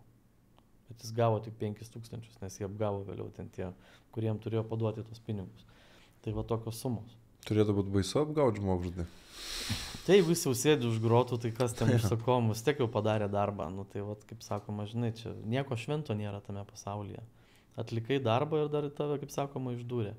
Tai žmogus, jisai prisipažino, jisai, kad įvykdė tą sportininko Remigijaus Morkevičiaus nužudymą, jisai automatiškai bus mažiau metų nuteistas ir jeigu jam nusišypsos laimę, gal jis irgi grįš gyventi į laisvę ir numirti čia. O kaip su šeimomis yra? Ką išgyveno tos moteris, kurios su tokiais vyrais būna? Nu, vat ar net ta pati Eskobaro žmona. Jinai pasakoja apie save ką nors? Ne, tai jinai daug pasakoja, jinai visą knygą yra išleidus, papasakok savo gyvenimo istoriją lietuvišką, kurią vat galit paskaityti, iš tikrųjų dar dabar rasit knyginuose. Ne mes tą knygą išleidom, ten kita leidykla išleido, bet aš manau, kad pradžioj būna kažkokia meilė, kažkoksai, žinai, toks vežantis jausmas, kad tipo, žinai, va, čia tavo vyras blogiukas kažkoks arba ten priklauso kažkokiom organizacijom. Ir aišku, ne paskutiniai vietoj pinigai, nes tie vyrai, kurie galingi tame pasaulyje, jie lepina savo moteris pinigais, turtais, ten visą kitą, žinai, kaip Eskobaras, tai ten vis tiek jau vilos buvo, malūnsparniai, ten zoologijos sodai, parkai, nu ten visiškai kitas levelis, kurio Lietuvoje niekas neturėjo, ar ne, nu tai normalu, nes vienas, beveik pasaulio numeris vienas buvo narkobaronų, tai kitaip ir negali būti, kad buvo ta tokia prabanga ir ten Forbes, man rodos, net sąraše buvo dar turtingiausių, kažkada jo esi patekęs. Tai žodžiu, aš manau, kad ir ta, žinai, tokia beprotiška prabanga labai vežė jas visas, bet iš kitos pusės, nu, tai jos paskui pamato, žinai, nu koks gyvenimas, kaip pastovi vyras, žinai, tenai kažkokių ten bėgiojimų, žinai, yra priverstas ten išvykti iš šalies ar ten iš miesto, žinai, ten slapstosi, taip toliau. Tai vėlgi tas gyvenimas veža į niekur, žinai. Jeigu vyras nesėdi už grotų ir kažkur slapstas arba pastovi keliauja, tai jis savotiškai vėlgi yra kaip už grotų, žinai, išvykęs. Ir tas gyvenimas anksčiau ir vėliau jisai tada išsikvėpia. Tos moteris tada arba paprašo skyrybų, arba slapčia pabėga, arba ten, nežinau, kaip ten pasakyti, arba susiranda automatiškai kitą vyrą ir sako, viskas, aš nebenoriu to nuo gyvenimo, man dzintė turtai, reikalai, aš noriu gyventi paprastai, ramiai, tvarkingai ir saugiai. Tai vat dažnai ir taip būna, bet kaip viena man mafijos tokia našlė pasakojo, kurios vyras buvo nužudytas ir iki šiol nerastas ten miškuose šalia Kauno užkastas, tai pasakė, kad sako, blema, kai buvau jauna, tai mane vežė tas gyvenimas, bet iš tikrųjų buvau durna, kad pasirinkau tą gyvenimą ir šiaip visom merginom, moterim, kurios bando kažkokį kontaktą turėti su gangsteriu, nusikalstamo pasaulio atstovu, tai patariu kuo greičiau bėgti nuo jo, nes tai nebus normalaus gyvenimo. Jūs geriau viena gyvenkite ir gyvensite, negu kad auksiniam narvelį ir pastovi su kažkokiais ten, žinai, tokiais vat, tamsiais juodais elementais, nes tiem vyram irgi ten ir psichika pakrykus būna, ir jie ten, tarkim, išsilieja ant tų moterų, ar ne, ten vieni kažkokiais aštresniais žodžiais, ten kiti net ir fizinėm bausmėm, ar ne, taip toliau, arba kaip sakė vienas pareigūnas, Panevėžio gangsteriai mokėjo savo mašinas labai dailinti įvairiausiais atributais, tai lygiai taip pat ir savo moteris mėgdavo dailinti smūgiais, o po to vedžioti pas psichoanalitikus ir plastinių operacijų darytojus, kad jie ten tas moteris sulipdytų vėl, žinai. Nu, tai va daug ką pasako, žinai, ar tu nori rinktis tą gyvenimą ar ne, bet dėja yra tokių moterų, kurios nepaiso nieko, jom vienodai tie fiziniai smūgiai, tos tarkim vyrų bausmės ir jos vardan pinigų užsimerkia ir gyvena tą gyvenimą. Yra tokių moterų, nemažai Lietuvoje. O mes turėjom kažkokių moterų tarp nusikalstamų grupuočių? Vyrai? Aš asmeniškai tai nežinau, kad vadovautų kažkokiam ten... Ar būtų dalyvės? Susivienimui. Ne? Ryškių nebuvo, nu tai buvo, kad ten padėjo gal narkotikais prekiauti, bet tai tokie labai maži vaidmenys. Tokie, sakykime, labai nereikšmingi. Tikrai nebuvo, kad ten kaip va karteliam vadovautų, ar ten grupuotėm, ar dar kažkur kaip Griseldo serialė, ne Netflix'e. Ne, tokių figūrų tikrai neturėjom Lietuvoje. Arba nežinom. Jo, moteris gudrios. Jo, arba nežinom, žinai, čia sunku pasakyti iš tikrųjų. Turim tokią tradiciją, kad užduoda paskutinį klausimą visada prieš tai buvęs pašnekovas. Ir jisai nežino, kas tas kitas pašnekovas bus. Tai klausimas, kuris atiteko tau, yra toks. Kokią vertę tavo gyvenimą užima stebuklai ir ką darai, kad jų būtų daugiau? Gilus klausimas. Labai gilus pašnekovas buvo turbūt, ar ne? Tai visąlaik stebuklais reikia tikėti. Nes jeigu stebuklais netiki, tai tada, tavo gyvenimas labai neįdomus bus. Aš tai šiaip labai tikiu daugeliu atveju. Ir iš tikrųjų šiaip jeigu pasižiūrėjus, tai turėjau labai daug gyvenime situacijų, kurios galėjo baigtis labai liūdnai, bet jos baigėsi labai gerai. Ir taip atrodo, kad blemba galėjo būti dar blogiau, bet išvažiavau į geresnę liniją. Tai todėl aš visą laiką tikiu, netgi kaip ir būna toks tamsesnis periodas, kad vis tiek viskas bus gerai vienaip arba kitaip išsispręs. Jeigu yra problema, tai reiškia, tiesiog tau yra kažkokia duodama pamoka. Iš viršaus, jeigu taip jau žiūrim giliai ar ne plačiai ir taip toliau. Arba tau liepia sustoti, nežinau, apsiraminti, ten dar kažką kitaip pakreipti matymą, kreipti mąstymą, dar kažką, nežinau, daugiau dėmesio skirti šeimai, ten dar kažkam negu darbam. Gal irgi tave taip pat įtraukia, pavadinkim, savotiškai nuo tavo to darbo viso kito. Todėl aš tai tikiu, pavyzdžiui, ir stebuklais, ir visokiom ten tokiom šiek tiek kitokiom galiom žmonių, nes esu išgirdęs tikrai, mėgstu net pabendrauti su tokiais žmonėm, pasakysiu atvirai. Man įdomu išklausytos, tai nereiškia, kad aš gyvenu pagal jų nurodytas taisyklės arba pasiūlytą schemą ir metodiką, bet aš mėgstu išklausyti žmonės. Man patinka tiesiog, kaip būna tame gyvenime, ten pasakoja, vieni labai Dievui atsiduoda, kiti ten kažkokiom kitom religijom, ten japonų filosofijai, ten dar kažkokiai kitai, ten, tarkim, nežinau, religiniai bendruomeniai, arba ten dabar ten kažkokie kvėpavimai, yra madoje, arba ten, nežinau, kažkokie transiniai šokiai, dar kažkas. Ir žmonės, kad sako, aš pasikeičiau, išsilaisvinau, man pagerėjo, galų gale aš nusprendžiau nedaryti karjeros, aš nusprendžiau daugiau skirti laiką savo. Tai viskas yra labai gerai, viskas labai šaunu, bet, tarkim, tai nereiškia, kad aš irgi lygiai taip pat darysiu. Aš tiesiog galbūt padarysiu taip, kad paklausysiu šiek tiek vieno, šiek tiek antro, šiek tiek trečio, šiek tiek, žurnalistas mane vis tiek yra. Ir žodžiu, aš susirinksiu tą tokį miksą. Ir iš tų tokių visų istorijų pasiimsiu tą patį geriausią raktą arba tą geriausią patarimą ir aš pabandysiu juo pasinaudoti, tarkim, savo gyvenime arba tada, kaip man yra sunku. Todėl aš tikrai tikiu stebuklais ir tikiu, kad šiaip jeigu labai tiki, kad viskas bus gerai, tai ir bus viskas labai gerai. Tarkim, aš daugeliu atveju visą laiką galvodavau, kad, taip viduje, prieš knygą leisdamas galvoju, blemba, dabar šitą turi tikrai paeiti, bet negalvoju apie pinigus. Visiškai negalvoju apie pinigus, kad būtų finansinė sėkmė, bet galvoju, šitą turi paeiti ir turi patikti žmonėm. Ir žinok, dažniausiai gaudavosi. Ir dar tuo pačiu paskui ir finansiškai dar jinai gerai ateidavo. Tai aš supratau, kad vis tiek yra kažkokia tokia, žinai, čia irgi savotiškas stebuklas. Tu užsiprogramuoji, galvoji visą kitą. Todėl aš ir kažkaip labai linkęs, kad visiems žmonėms būtų gerai, nes visų pirma, aš niekada neturiu pavydo jausmo. Ir aš manau, kad kai tu neturi pavydo jausmo kitiems, ten maždaug, jam pasisekė, o man ne, aš čia vargšas, ir jam tegul nesiseka, pas mane tokio nėra. Tai kai tu to tokio jausmo neturi, o aš jo neturiu, tai aš manau ir man turi tada pareiti tas visas gerumas. Nes aš, pavyzdžiui, lygiai džiaugiuosi, kad visiems sekasi, arba jeigu jam nelabai sekasi, noriu, kad jam pradėtų geriau sektis. Automatiškai reiškia siunčiu tą gerąją energiją, ar kaip čia pasvadinti, nežinau, vaibą. Jo, bet jeigu tu piktas esi, ten toks, žinai, linki vienam blogo, tik nori, kad būtų tau gerai, o visiems blogai, tai tu niekur ir neišvažiuosi, tik kiek ten, nežinau, stebuklais, pragarais, vis tiek niekur nepavažiuosi, turbūt dar labiau tik tai krisi.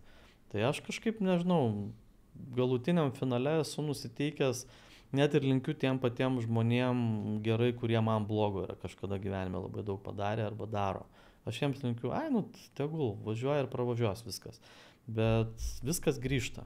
Reikia nepamiršti, kad viskas grįžta. Jeigu tu darai labai blogai tam žmogui, tai anksčiau ir vėliau pas tave tas visas sugrįžta netgi 3-gubai arba 5-gubai.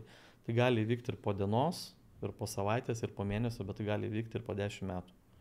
Todėl reikia visiems vienas kito atžvilgių jaustis labai taip teigiamai, gerai ir tada aš manau viskas čia bus ok. Ja, čia toks klausimas apie stebuklus, nes tie dalykai, kurių dažniausiai niekas nemato, bet prieš 1000 metų, sakyčiau, žmogus irgi mąstė visai kitaip. Ir jeigu paimtumėm dabar, man į tokius klausimus labai yra išsigryninęs vienas atsakymas, kur sakau, šiuolaikinis žmogus dar daug ko nesupranta. Mes suprasim visus tos dalykus vėliau. Taip, nes per daug gal skaitmenizacija mumis paėmus, kaip bebūtų gaila, liūdna ir man labai gaila, kad jaunimas linkęs nelabai žiūrėti giliau, į gilesnius dalykus. galbūt pradeda žiūrėti giliau, kai kažkokios įvyksta gyvenimo situacijos.